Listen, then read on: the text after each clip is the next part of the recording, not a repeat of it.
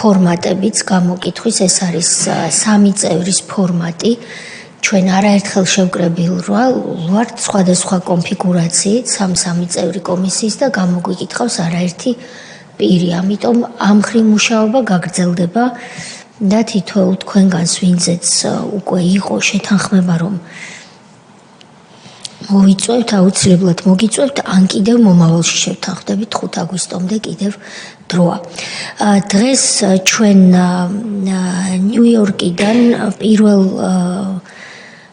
გამოსაკითხ პირად გვერთვება კარიერის დიპლომატი, თავისი საქმის პროფესიონალი ბატონი დავით ბაქრაძე, რომელიც ამჟამად გაეროში ჩვენს მუდმივ წარმომადგენლობას ხელმძღვანელობს. მანამდე ის გახლდათ საქართველოს ელჩი ამერიკის შეერთებულ შტატებში და შესაბამისად მუშაობდა ვაშინგტონში და მანამდე ის იყო მთავრობის წევრი არაერთი წლის განმავლობაში და ის გახლდათ ევროინტეგრაციის სახელმწიფო მინისტრი. ის გვერთვება ნიუ-იორკიდან, იქ ახლა არის ღამის საათები და მე მინდა ჩვენს წევრებს ვთხოვო, რომ თბილისის დროით 10 საათზე მასთან მუშაობა დავასრულოთ იმისთვის, რომ ბატონ დავითს მივცეთ საშუალება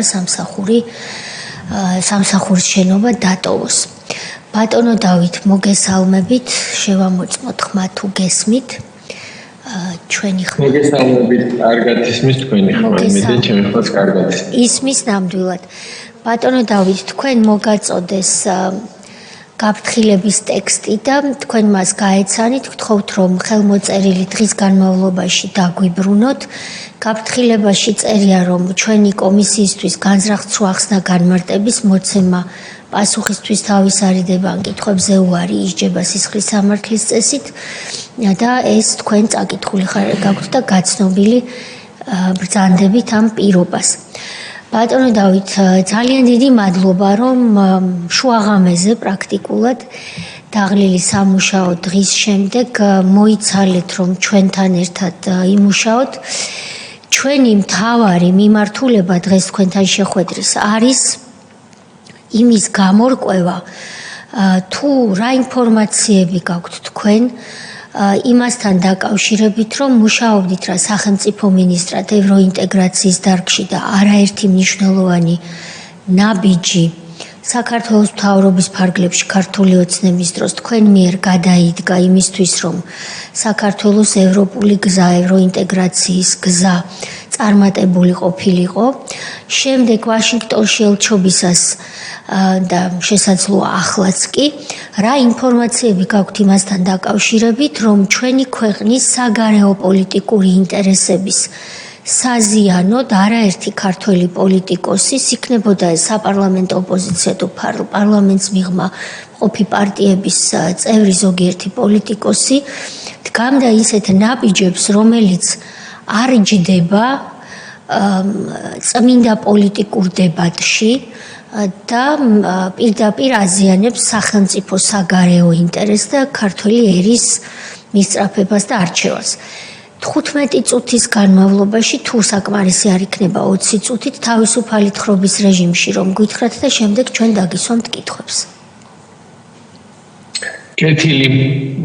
კიდევ ერთხელ მოგესალმებით ქალბატონთია, მივესალმები კომისიის წევრებს. მე ევროინტეგრაციის საკითხების სახელმწიფო მინისტრად 2014 წელს დავინიშნე, ამ პერიოდიდან ასე ვთქვათ, შევეცდები რომ გაგიზიაროთ ჩემი გამოცდილება იმ კითხვასთან დაკავშირებით, რომელიც თქვენ გქონდათ. პირველი ასოცირება, ესე იგი 2014 წელს მოეწერა ხელი ასოცირების შეთანხმებას, რომლის მიხედვითაც ასევე განისაზღვრა ის ფორმატი და პლატფორმა, რომლის ფარგლებში ჩვენ თანამშრომლობდით ევროპულ და თანამშრომლობთ ევროპულ ინსტიტუტებთან. 2014 წელს გაიმართა ნოემბრის თვეში პირველი ასოცირების საბჭო და 2015 წლის ნოემბერში გაიმართა უკვე მეორე ასოცირების საბჭო. პირველ რიგში რას წარმოადგენს ეს პლატფორმა? ეს არის ადგილი, სადაც ერთის მხრივ საქართველოს მთავრობა, მეორეს მხრივ ევროკომისია ხვდება ერთმანეთ წელიწადში ერთხელ და განიხილავს იმ პროგრესს, რომელიც აღნიშნული პერიოდის განმავლობაში, წლის განმავლობაში განხორციელდა ევროინტეგრაციის გზაზე და 2015 წლის ასოცირების საბჭოსთვის მზადების დროს ძალიან მკაფიოდ გამოიკვეთა ჩვენი მთავარი პრიორიტეტი. ანუ ამ პერიოდში საქართველოს უკვე ყველა რეფორმა განხორციელებული ჰქონდა და ჩვენი მთავარი მიზანი უკვე იყო ვიზა ლიბერალიზაცია. ანუ ჩვენ მუშაობთ ვიზა ლიბერალიზაციაზე, განხორციელდა რეფორმები, წარმატგინეთ ეს ასოცირების საბჭოზე, სადაც განხილული იქნა, ასე ვთქვათ, ეს საკითხები მთლიანად და ჩვენს დღის წესრიგში ახლა რასაკვირველია არის ის, რომ დეკემბრის თვეში დაგეგმილი ევროკომისიის ხდომაზე იყოს შესაბამისი დადებითი დასკვნა. ანუ ჩვენ, ასე ვთქვათ, 14 ნოემბერს შევხვდით და ამ ვიზიტის ფარგლებში ბუნებრივია რომ მთავრობას გარდა ამ ფორმატში მონაწილეობისა ჰქონდა მაღალი დონის შეხვედრები როგორც ევროკომისიის წარმომადგენლებთან, ევროპარლამენტარებთან, საექსპერტო საზოგადოებასთან, ეგრეთ წოდებულ think tank-ებთან, ვისაც ტრადიციულად პოლიტიკურ გადაწყვეტილებებზე მოგეხსენებათ აქვთ შესაბამისი გავლენა და ამ შეხვედრებზე გამოიკვეთა, რომ ზუსტად ამავე პერიოდში, ამავე თვეების განმავლობაში ოპოზიციური ერთიანი ნაციონალური მოძრაობის პარტიის წევრები თვეების განმავლობაში დადიოდნენ და შეხვედრებისას საქართველოსთვის უვიზო რეჟიმის მიცემის წინააღმდეგ, ასე ვთქვათ, ლობირებდნენ და პირდაპირ ყველა ამ შეხვედრაზე, როგორც გითხარით, ეს ევროპარლამენტარები იყო, კომისიის ბიუროკრატი წარმომადგენლები თუ ასე ვთქვათ, ექსპერტები, ყველა გამოხატავდა იმ პოზიციას, რომ აბსოლუტურად გაუგებარი და აუხსნელი იყო, როგორ შეიძლება, რომ ასე ვთქვათ, იმ პერიოდისთვის წამყვანმა ოპოზიციურმა პარტიამ, რომელსაც გაცხადებული ქონდა პროევროპული განვითარების მხარდაჭერა და ამ ქვეყნის პროევროპული განვითარების, ასე ვთქვათ, ძალისხმევის მხარდაჭერა, რომ საკუთარი პოლიტიკური მიზნების გამო ქვეყნის მოსახლეობისთვის ასეთი მნიშვნელოვანი გადაწყვეტილების, როგორც არის ევროკავშირთან უვიზო მიმოსვლა, ეს გადაწყვეტილება დააყენოს კითხვის ნიშნის ქვეშ.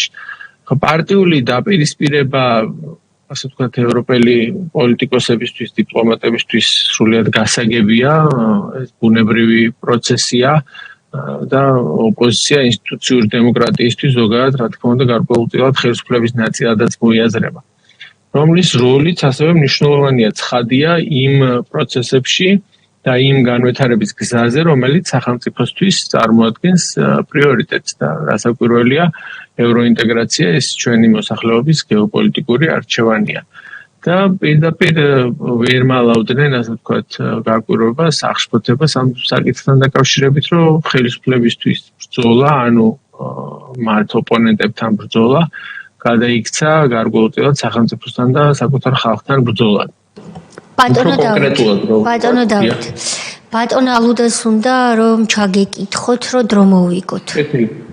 მოგესალმებით, მან დავით, თქვენ მესმის რომ დიპლომატი და გამოცდილი დიპლომატი ბრძანდებით, მაგრამ ჩვენ გვაინტერესებს კონკრეტული გვარები, შემდეგ კითხვები რომ არ იყოს და ამიტომ დრო რომ დავზოგოთ, ჩვენ ისედაც ვიცით ნაციონალური მოძრაობა, ვინ არიან, რის გამკეთებლები არიან, სასიუს ხდომათა დარბაზში ურთიერთბრალდებების მოგვისმენია თვითონ მათ, ასე ვთქვათ, კოლექტიური ნაციონალური მოძრაობის კოლგის ქვეშ, ამიტომ ჩემი თხოვნა იქნება რომ თქვენი დრო რომ დავზოგოთ პირველ რიგში კონკრეტული გვარები მივაყოლოთ, ეს არის ძალიან მნიშვნელოვანი. კონკრეტული ქმედების უკან კონკრეტული გვარები და სახელები. დიდი მადლობა.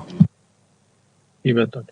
აუცილებლად და ამ საკითხთან მივალ, იმიტომ რომ ეხლა მე ვსაუბრობ პირად შეხვედრებზე, რაც გარკვეულწილად შეიძლება დიპლომატიური ეთიკით არ იყოს გათვალისწინებული კონკრეტული სახელები, მაგრამ ეხლა პირად შეხვედრებზე ვსაუბრობ და შემდეგ აუცილებლად მივალ იმ მომენტამდე, სადაც უკვე საჯაროდ და ღიად მოხდა ეს დაპირისპირება ჩვენი ევროინტეგრაციის პროცესის მიმართ, ასე რომ სახელებამდეც მივალთ.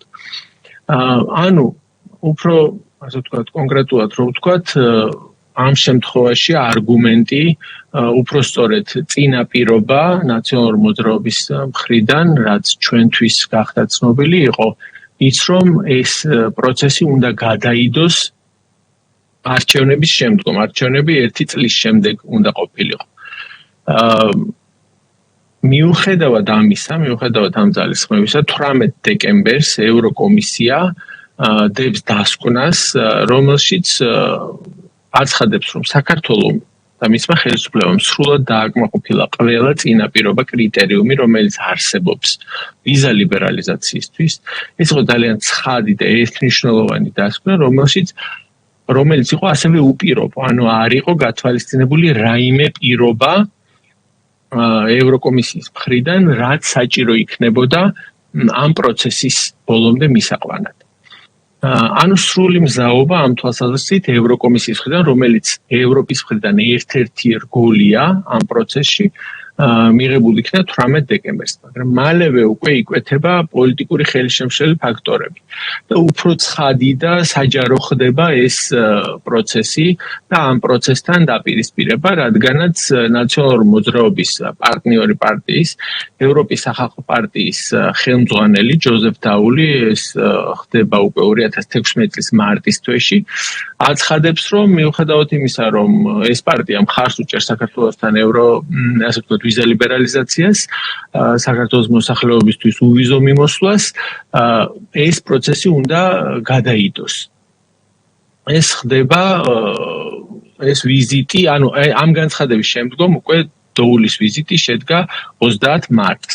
ასე რომ ჯერ ამ ასე ვთქვათ მომენტს შევეხები, ეს არის მარტის თვე და აცხადებს, ჩამოდის საქართველოში, ხდება ასე ვთქვათ გარკვეულ სისხლის სამართლის საქმეებში ასე ვთქვათ მსჯავრდებულ პატიმრებს, ხდება ნაციონალური მოძრაობის, ანუ მათი პარტნიორი პარტიის. ბატონო დაური, კიდე ჩაგეკითხებით, აი ვის ხვდება, აი ჩამოდის, ვის ხვდება, იმიტომ რომ თქვენს მიერ გაჟღერებული სახელი და გვარის იქით მე პირადად და ქართველ ხალხს ბოდიში გიხდით.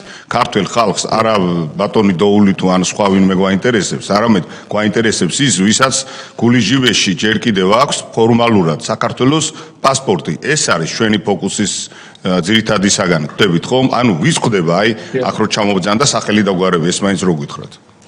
კი ბატონო, მოგახსენეთ.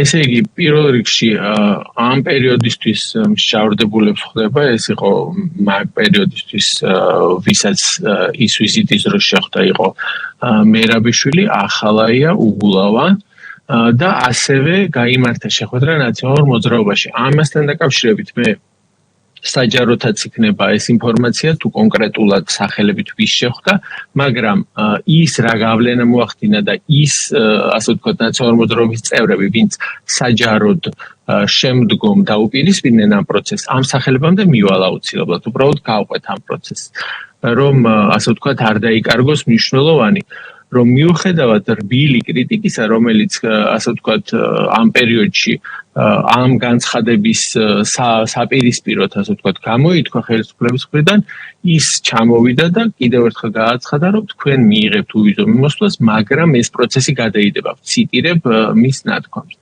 ესე იგი, რბილი კრიტიკა რო ვახსენეთ ჯერ ამ საკითხთან დაკავშირებით, მინდა რომ კონტექსტი გაგიზიაროთ და განვმარტო რა იგულისხმება.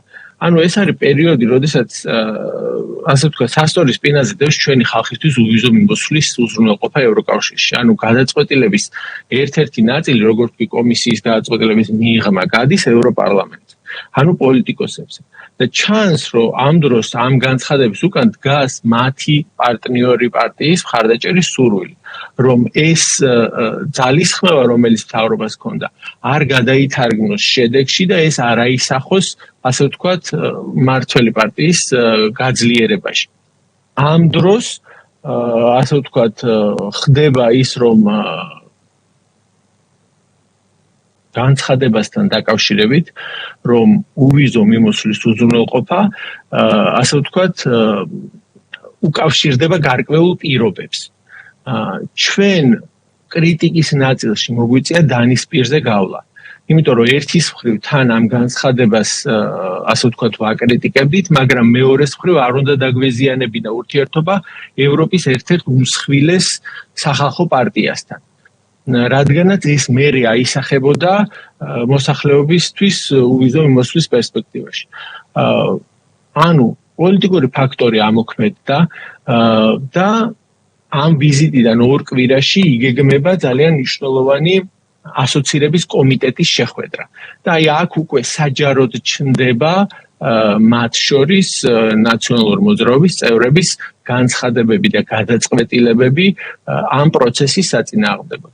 მაგრამ სანამ ამაზე გადავალ, უბრალოდ უნდა აღინიშნოს, რომ აი სახალხო პარტიის, ევროპის სახალხო პარტიის, ასე ვთქვათ, განცხადებებიდან იკვეთება, რომ თუ საქართველოს მიიღებდა უვიზო რეჟიმს არჩევნებამდე, ეს რომ განამტკიცებდა მმართველ პარტიას და მის ავტორიტეტს, ეს იყო მთავარი წინააღმდეგობა ამ პროცესისათვის, რომ არ მისულიყო ეს არჩევნებამდე.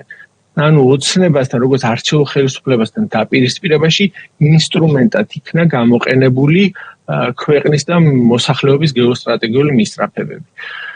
რაც შეეხება, ახლა გადავდივართ უკვე 14 აპრილზე, ეს არის ასოცირების საპარლამენტო კომიტეტის სხდომა. ანუ როგორც ვთქვით, ასოცირების საბჭოზე მთავრობა და ევროკომისია ხვდება ერთმანეთს. ასოცირების საპარლამენტო კომიტეტზე ერთმანეთს ხვდება ერთის მხრივ საქართველოს პარლამენტის წარმომადგენლობა, სადაც არიან როგორც მმართველი, ისე ოპოზიციური პარტიის წევრები და მეორეს მხრივ ევროპარლამენტარები ყველა პარტიიდან.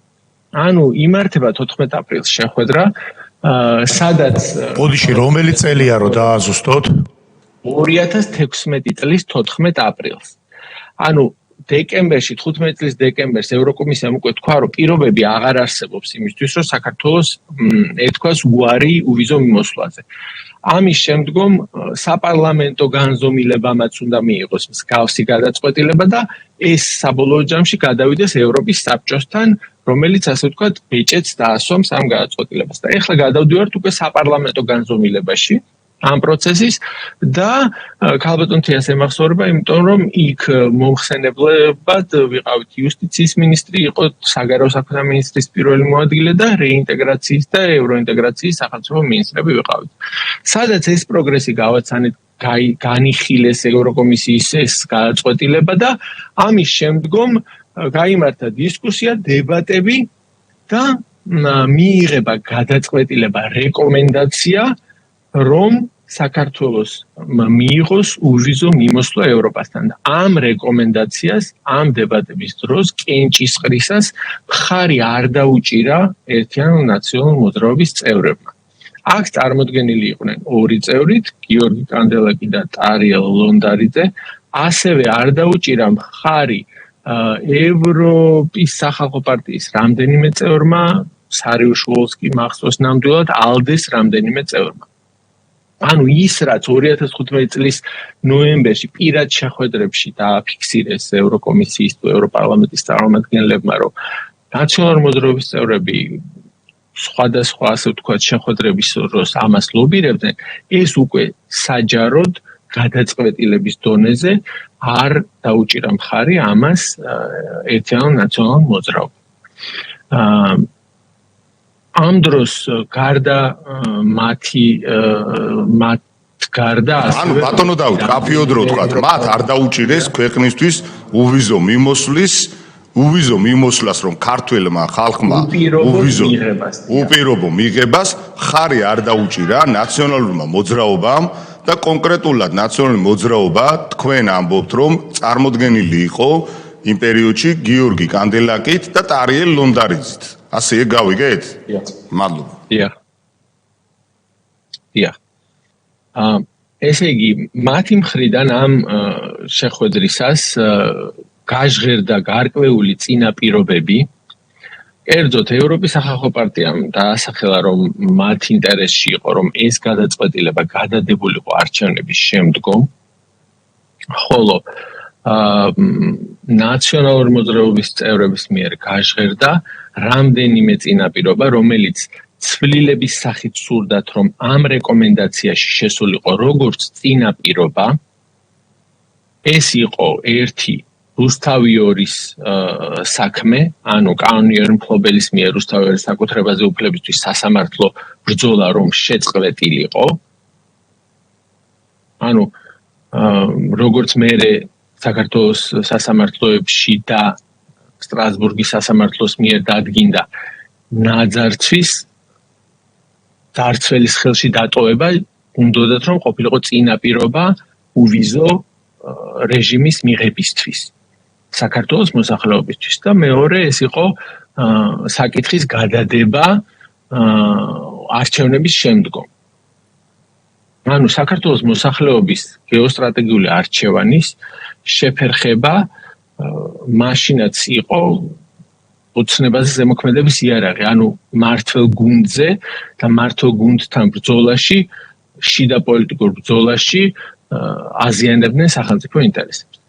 საბოლოო ჯამში ბატონო დავით, სწორედ გავიგეთ, ანუ ნახეთ, ჩვენ როგორც ვიგებთ ამას, ეს სინამდვილეში, ეს კოლექტიური ნაციონალური მოძრაობა, ფარისევლების კოხორდა, აი ამ სიტუაციას, რომ ქართველმა ხალხმა, საქართველოს მოქალაქემ, საქართველოს პასპორტით გადაკვეთოს ევროპის საზღვარი, ყოველგვარი დათქმების და ყოველგვარი დაბრკოლების და ვიზის და ასე შემდეგ გარეშე ნაციონალური მოძრაობა იძახდა, რომ ეს ჩემთვის არ არის პრიორიტეტი, ეს არ უნდა მოხდეს, ეს ინსტრუმენტად უნდა ვაქციოთ, მე მაშინ დავუჭერ მხარს, თუ ეს ინსტრუმენტი იქნება ჩემს ხელში, მორგებული იქნება ჩემს პოლიტიკურ ინტერესებზე, ის რომ თქვენ ნაძარცვი თქვით, მაგრამ როგორც იურისტი ვიტყვი, რომ ეს უფრო ყაჩაღობა არის, იმიტომ რომ ამასთან ერთად ისეთ ქმედებით განხორციელდა, რომ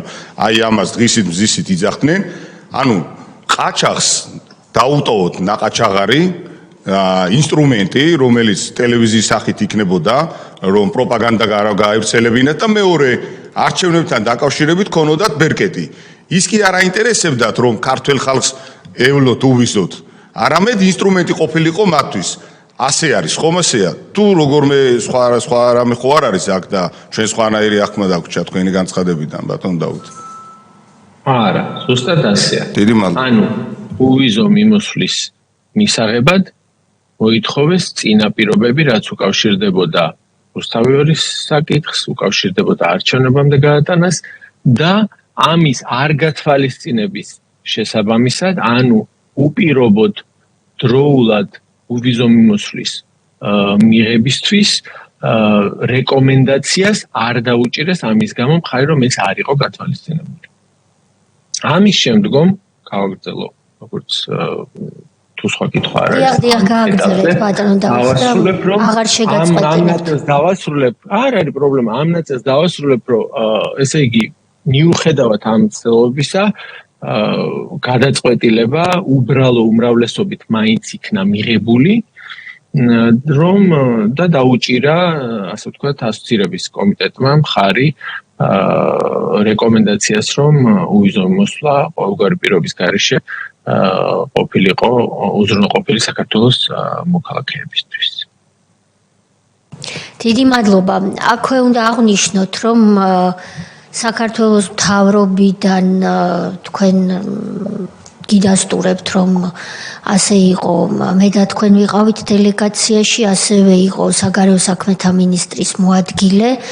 მთავრობიდან მე არ მახსოვს თუ იყო კიდე ვინმე სხვა, მგონი ჩვენ სამნი ვიყავით. ხოლო პარლამენტიდან დელეგაციას ხელმძღვანელობდა ბატონი ზვიად კვაჭანტირაძე, რომელიც თანათავმჯდომარეობდა თავის ევროპელ კოლეგასთან ერთად იმ უმნიშვნელოვანეს ხდომას და დღევანდელი მოწვევის პარლამენტიდან, ვინც მაშინდელ დელეგაციაში იყო და უვიზო მიმოსვლის ბედი სადაც წყდებოდა იმ კომიტეტზე, ბრძანდებოდნენ ბატონი პაატა კუჟინაძე და ბატონი გელა სამხარაული, თუმცა იქ იყო ქალბატონი გუგული მაღრაძეც და სხვა დეპუტატები. სხვათა შორის ოპოზიციური ფლანგიდან მარტო ოფიციალურად დელეგაციის წევრები გიორგი კანდელაკი და ტარიელ ლონდარიძე იყვნენ, ხო სწორად მახსოვს, ვინც კენჭისყრაზე წინააღმდეგ მიცახმა, მაგრამ იყვნენ სხვა ოპოზიციონერებიც მგონი და თქვენ როგორ გახსოვთ? თუ მხოლოდ ეს ორი იყო. მე ეს ორი მახსოვს, ვინც წინააღმდეგ მისახმა. კი. ეს ნამდვილად ასე იყო, ამ ორმა მიცახმა კენჭისყრის დროს, რასაც გახსოვთ, რომ ვერც ვიჯერებდით, რომ ქვეყნის წინააღმდეგ დემარში გააკეთეს. იყო ბატონი ლევან ბერძენიშვილი, რომელიც ყველაფერი უნდა ითქვას ისე როგორც იყო, პირიქით მხარს უჭერდა იმას, რომ ეს დაბრკოლებები ყოფილიყო გადალახული. აი ეს ორი ადამიანი, როგორც ჩანს, რაღაცა სხვა თავისი ვიწრო პოლიტიკური მიზნებიდან გამომდინარე დაუპირისპირდა სახელმწიფოს. ბატონო დავით, გააგრძელეთ და შემდეგ დავსვამთ კითხვებს. კეთილი, მაშინ ამის შემდეგ უკვე 2016 წლის ბოლოსკენ მივდივარ და აი ეს არის პერიოდი, როცა დავნიშნე ამერიკაში ელთად და შესაბამისად ასე ვთქვათ ისევ დიპლომატიას დაუბრუნდი და ამ თვალსაზრისით და ამ კუთხით ჩემს გამოცდილებას გაგიზიარებდი. კიდევ ისევ კონტექსტით დავიწყებ, დავინიშნე 2016 ბოლოში 24 დეკემბერს ჩავედი დაახლოებით თუ სწორად მახსოვს ვაშინგტონში და შეგახსენებთ პერიოდს, რომ 2016 წლის ნოემბრის თვეში ამერიკელმა ხალხმა პრეზიდენტად აირჩია დონალდ ტრამპი. არა ბიუროკრატი, აბსოლუტურად ახალი ასე ვთქვათ აზროვნების არანომენკლატურული პოლიტიკოსი და ჩვენს მიზანს, საელჩოს მიზანს ცხადია ამერიკის შეერთებულ შტატებში არჩევნების შემდგომ მოსული ახალ ხელისუფლების პირობებში ორ ქვეყანას შორის არსებული სტრატეგიული პარტნიორობის გაძლიერება წარმოადგენდა. ასევე შეგახსენებთ, რომ დღეს შეიძლება საკმაოდ ცხადია და უკვე კარგად ვიცნობთ როგორც პოლიტიკოს და როგორც გუნდს პრეზიდენტ ტრამპს და მის გუნდს, მაგრამ იმ პერიოდში ყველაზე ხშირად თუ კვლევარებში თუ ექსპერტთა წრეებში გაიგონებდით სიტყვას არაპროგნოზირებაც, იმიტომ რომ ძალიან ძნელი იყო იმის გაცვლა თუ როგორი იქნებოდა ეს პოლიტიკა.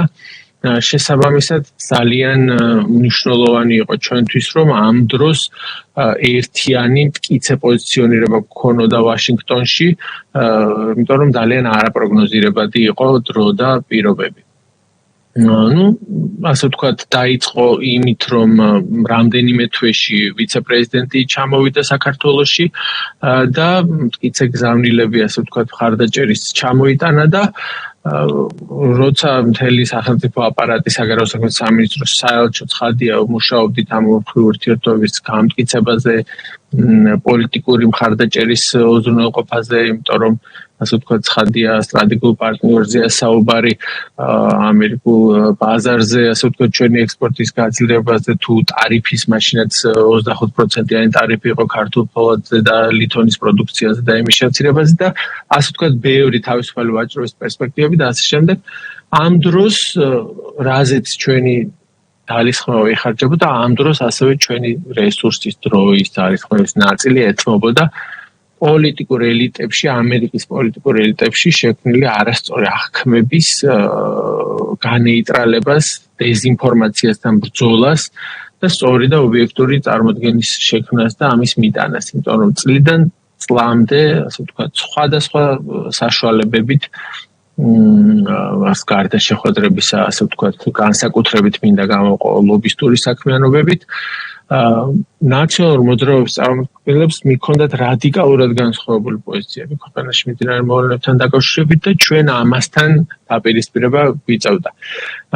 მინდა ვთქვა, რომ ერთ-ერთი ყველაზე ხშირად რასთანაც მიწევდა, ასე ვთქვათ, შეხება იყო აღქმები, ანუ ერთის მხრივ მიგქონდა ფაქტები იმასთან დაკავშირებით, რომ ასე ვთქვათ, ნებისმიერი საერთაშორისო კვლევებით საქართველოს დემოკრატიული განვითარების ტრაექტორიის, ასე ვთქვათ, საკუთრების უფლების, ადამიანის უფლებების ზოგადად მართლმსაჯულების სისტემის და ასე შემდეგ კორუფციასთან ბრძოლის პროგრესს ვაჩვენებდით როგორც ფაქტს. და მეორეს მხრივ გვხვდებოდა იქიდან აღქმები, რომ აი მიუხედავად ამ ყველაფრისა, ეს აღქმები ცოტა განსხვავებულია და ეს აღქმები რითი ყალიბდებოდა, ამაზე მინდა გავამახვილო ყურადღება. ეს ძირითადად ამ შემთხვევაში მუშაობდა ლობიზმი, ლობისტური კომპანიები და კონტრაქტები, რომელიც არაერთი იყო, რაც ემსახურებოდა პირდაპირ დეზინფორმაციას და საქართველოს შესახებ არასწორი ინფორმაციის მიტანას. დაახლოებით იმ 4 წლის განმავლობაში, ასე ვთქვათ, 4-5 წლის განმავლობაში, რაც მე იქ მომიწია მუშაობა, არაერთი 5-6 სხვადასხვა კონტრაქტი იყო, რომელიც ჰქონდა გაფორმებული ერთიან ნაციონალურ მოძრაობას სხვადასხვა დროს, სხვადასხვა ფორმით და ერთ-ერთ გამოყოფ როგორც ასე ვთქვათ სამაგალითოს, იმიტომ რომ ეს ყველაფერი, ეს საბუთები, ეს დოკუმენტები სწორედ ფარას კანონის წყალობით ხელმისაწვდომია, ღიაა და ნებისმიერ შეუძლია ასე ვთქვათ გაეცნოს მათ და ასე ვთქვათ ნახოს რამდენად ართულებდა ის, რასაც ასე ვთქვათ ნაციონალურ მოძრაობა იმ პერიოდში აკეთებდა ლობიზმის საშუალებით საელჩოს და სახელმწიფოს ფუნქციონირებას. ერთ-ერთი ესეთი გამორჩეული კონტრაქტი ამ თვალსაზრისით ალბათ იყო ერთიანი ნაციონალური მოძრაობის ერთის მხრივ და ლობისტური კომპანია Orion Strategies კონტრაქტი. გარკვეულწილად შეიძლება გახსოვდეთ საკმაოდ დიდი უხერხულობა შეიქმნა მაშინ, იმიტომ რომ ამ კონტრაქტში ერთიანი ნაციონალური მოძრაობის მხრიდან ხელმომწერად მითითებული იყო ბათუ კუთელია, რომელიც არასამთავრობო ორგანიზაციას ხელმძღვანელობდა, რომელიც იყო ამერიკის ერთ-ერთი არასამთავრობო ორგანიზაციის ატლანტიკური საბჭოს მკვლევარი და ის იყო მითითებული ხელმომწერად. და ამის მერე ამ უხერხულობის გამო ატლანტიკურმა საბჭომაც ბოდიში მოიხადა და ასე შემდეგ, მაგრამ შინაარსო დაუბრუნდნენ. ანუ თავად ფარას საიტზე ატვირთულ მასალებში პირდაპირ ჩანს თარიღები, შეხვედრები და რაც თავარია საკითხები, რაზეც ასე ვთქვათ მიდიოდა გამზადებული ნარატივის მიტანა ამერიკელი პოლიტიკოსებისათვის. რატომ ვამბობ გამზადებულს? იმიტომ რომ პირდაპირ განსახილველ საკითხებში ან ინფორმაციის გაცვლის საკითხებში პირდაპირ მითითებული იყო, რომ ეს არის პრორუსული სახელმწიფოს შესახებ, ანტიამერიკული სახელმწიფოს შესახებ, ანტიდემოკრატიული ხელისუფლების შესახებ და ასე შემდეგ. ანუ ამას დისკუსიის, განხილვის ან ჭობის ფორმაც კი არ ქონდა გამზადებული იმ ურთიერთობებიდან, რომელიც ამ კონკრეტულ კომპანიას და მის წარმომადგენლებს, მაშინ მაიკ მიჩელი და რენდი შონემანი საკმაოდ გავლენიანი ლობისტები ყავდა ამ კომპანიას და მათი ტრადიციული ურთიერთობების გათვალისწინებით 2020 წლის ივლისი, აგვისტო, სექტემბერი გადატვირთული იყო შეხვედრებით საგარეო კომიტეტში, აპროპრიაციის კომიტეტში, საფინანსო კომიტეტში, ჰელსინკის კომიტეტში, სადაც მიდიოდა ასე ვთქვათ საარჩევნო გარემოს, მედია გარემოს შესახებ, დემოკრატიული განვითარების შესახებ, ასე ვთქვათ ეს ინფორმაცია, რომელსაც შესაბამისად უწევდა საქართველოს საელჩოს და დარწმუნებული ვარ ის სხვა, ასე ვთქვათ, დიპლომატიურ წარმომადგენლობებშიც არ იყო იოლი უბრალოდ ამერიკის შეერთებულ შტატებში ყველაზე ალბათ ცხადად ჩანდა ეს ყველაფერი, უწევდა ამ დეზინფორმაციასთან, გვიწევდა ამ დეზინფორმაციასთან ბრძოლა, ამის გაქარწყლება და ასე ვთქვათ, ამ პერიოდში საბოლოო ჯამში ამ 4 წელმა უმტკივნეულოდ ჩაიარა იმ თვალსაზრისით, რომ მაღალი დონის შეხვედრები იქნა უზრუნველყოფილი საქართველოში იყვნენ სახელმწიფო მდივანი, თავდაცვის მდივანი, უშუალო საბჭოს მდივანი, ვიცე-პრეზიდენტი ვახსენე და პირადად ჰქონდათ შესაძლებლობა, რომ გაცნობოდნენ ასე ვთქვათ და დაენახათ ის მისწრაფებები, რომელიც ამ ორმხრივ ურთიერთობის გაღრმავებისთვის ჰქონდა და აქვს საქართველოს ხელისუფლებას.